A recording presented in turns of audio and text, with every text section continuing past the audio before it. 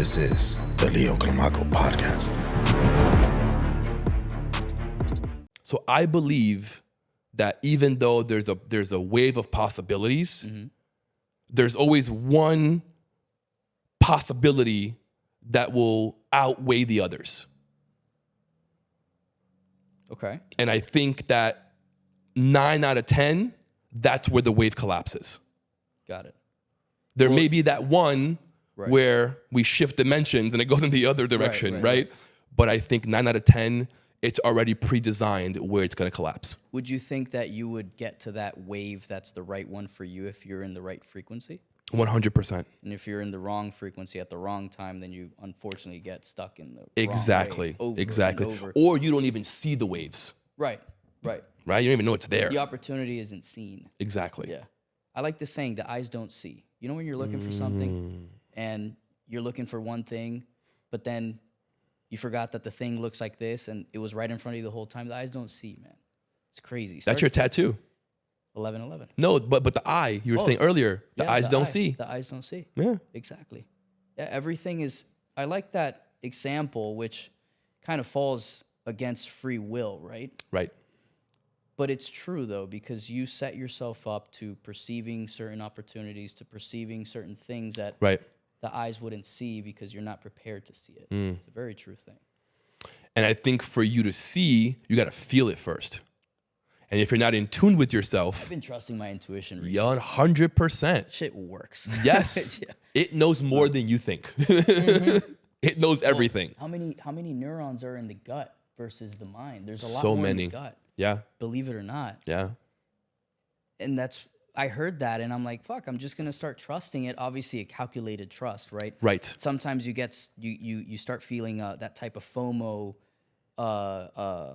perspective within your intuition, and that's not actually your intuition. That's just your brain telling you to not Exactly. miss out on things. So you got to be very careful on what you need to choose to listen to. Right. But I have been listening to my intuition, and I have been able to get myself out of certain things and get myself into certain things that have been very good for me recently.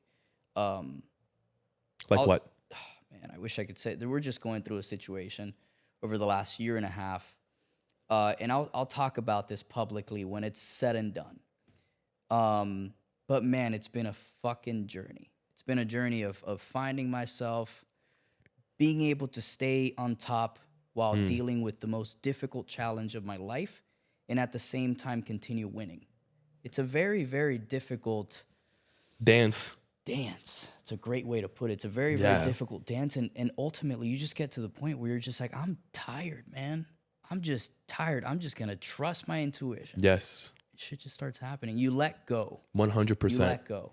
You accept. You try to control 100% of the things in your life, and it's just funny how when you try to do that, the wrong things happen. 100%. Because you're trying to play God. You try to play God. You're not God. Exactly. You can control only what you can. What you cannot, put it in his hands. Right. Or her hands, whatever you want to call it. Yeah, his, her hands, whatever. Whatever. It is. Like, it's energetic hands. energetic. People put their own description to it. Yeah. Ultimately, it's the same concept. You know, I like the conversation about God because I heard this once. God exists because if everybody is influenced by a certain ideology and it happens, that means it exists because it becomes reality. Right? Some people might say, no, God doesn't exist, or this energetic field does.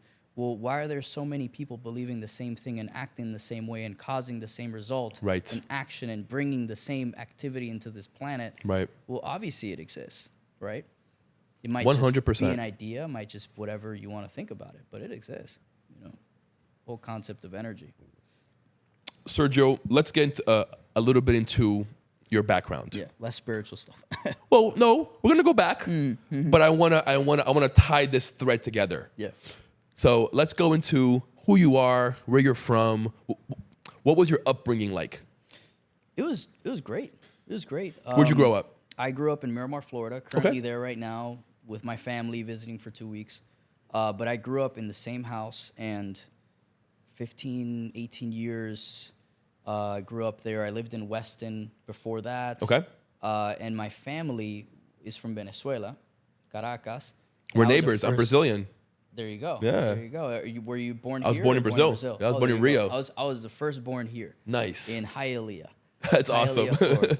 Yeah. And my upbringing, man, I have zero complaints. You know, there's a lot of negative stories I hear out there about upbringing and how tough they've been. I've been blessed to just have a great childhood. That's amazing. You know, being able to have more opportunities than others thanks to my family's well-being. And I love that you're proud of that because there's so many people who are embarrassed of it. El que Dios se lo dio, Dios se lo bendiga. Exactly. That's it. Amen. You know, I see somebody who's rich, has a rich family. I hear other people saying, his daddy's rich.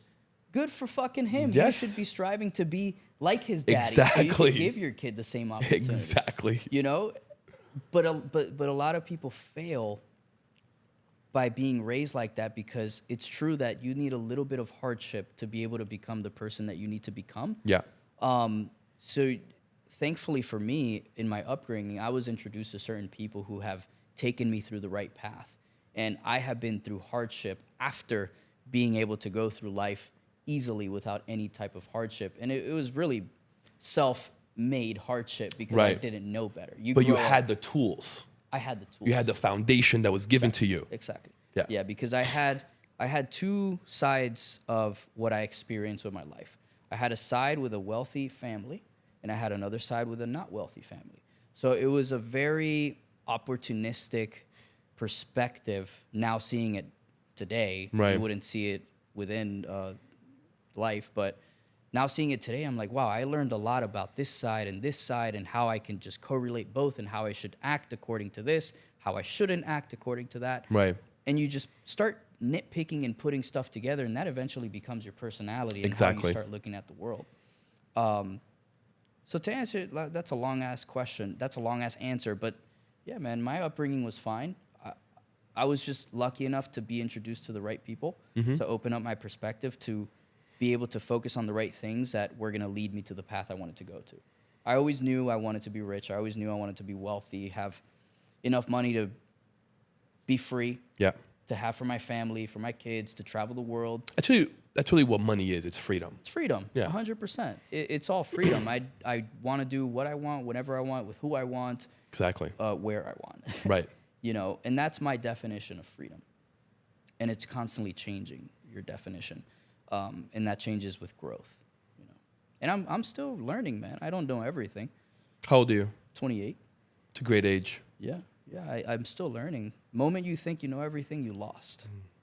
I think the beauty of maturing is that you become comfortable with not knowing anything.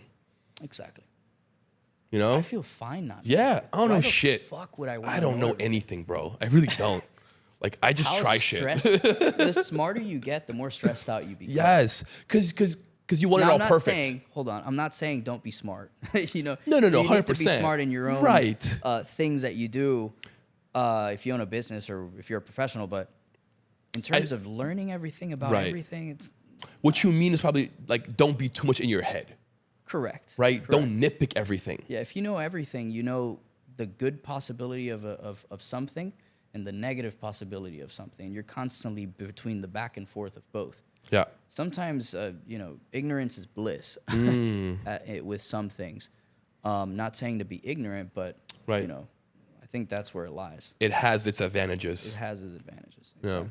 Yeah. Did you always want to be an entrepreneur?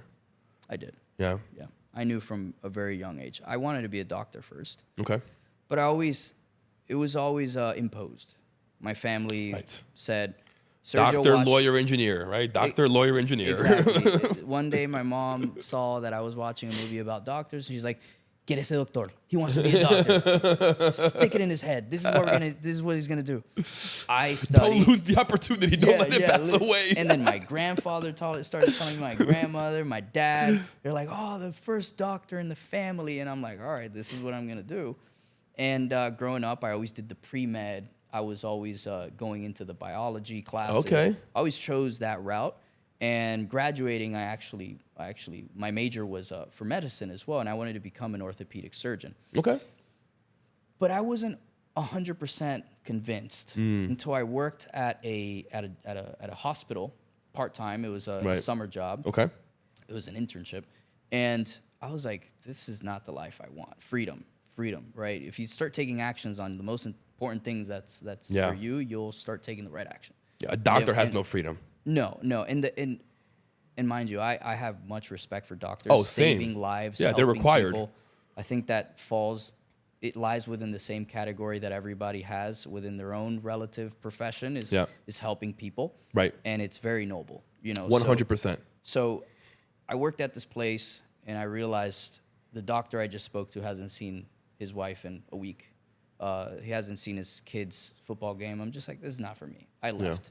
They're still emailing me today to return the ID that I took.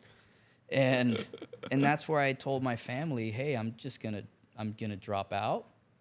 No, I actually changed majors first, and then I dropped out, and that was a shit show. Yeah, I bet. Because I was like the pupil, and I went the unconventional way, and that's where I started reading the books. I had no idea what revenue was, profit margins. I was just in my